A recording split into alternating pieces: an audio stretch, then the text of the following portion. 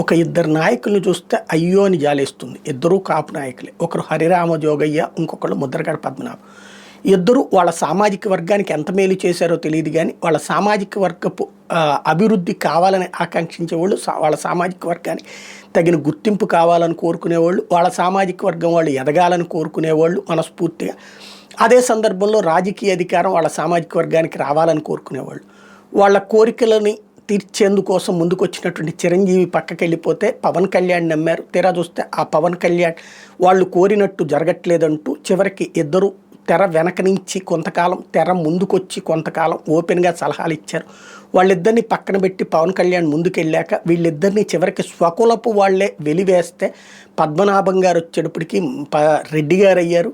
చివరిన 2 అక్షరాలు తగిలించుకుని గెజిట్ ప్రకారం ఇటు హరిరామజోగ గారు శాంతం పక్కెళ్ళిపోయారు. అయితే ఇద్దరి కొడుకులు మాత్రం రాజకీయాల్లో కొనసాగాలనుకుంటున్నారు. తాజాగా అధికారంలో ఉన్నటువంటి పార్టీలోనో లేదా ప్రతిపక్ష పార్టీలోనో భవిష్యత్తులో అధికారంలోకి రావాలని కోరుకుంటున్నారు. ఆ ఇద్దరి బిడ్డలు మాత్రం విచిత్రమైనటువంటి పరిస్థితి. పాపం వాళ్ళ నాన్న పేర్ల మీదన లేఖలు రాస్తూ ఉంటారు.